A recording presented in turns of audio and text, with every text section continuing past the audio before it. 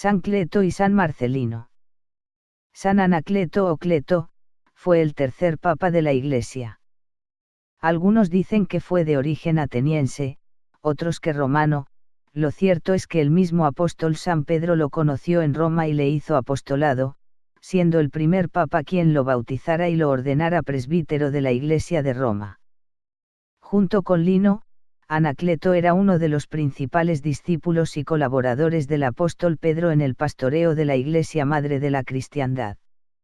De aquel que aprendiera del mismísimo buen pastor a dar la vida por sus ovejas, ambos jóvenes sacerdotes iban aprendiendo también a ser buenos y santos pastores.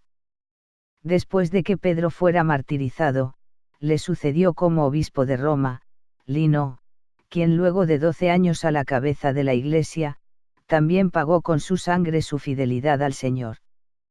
En estos tiempos tan difíciles para la Iglesia, la providencia designó como segundo sucesor de San Pedro al presbítero Anacleto, quien gozaba entre sus hermanos de una merecida fama de santidad.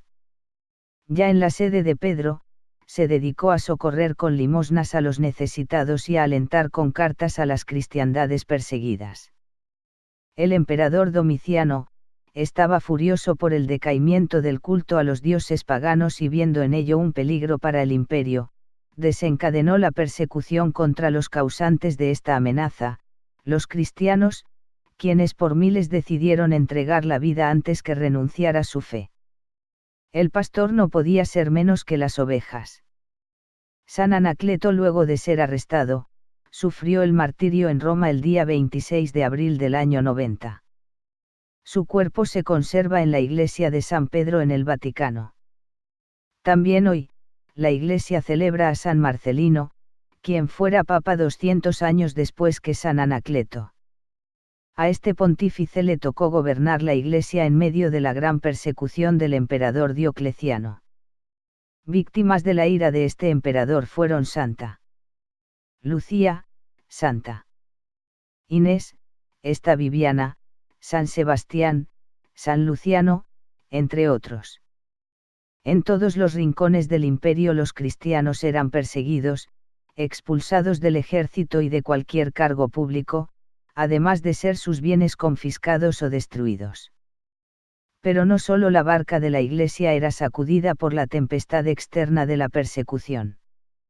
Al interior, la herejía donatista hacía estragos entre algunos fieles, quienes acusaron al Papa Marcelino de haber ofrecido sacrificios a los ídolos para librarse de la muerte.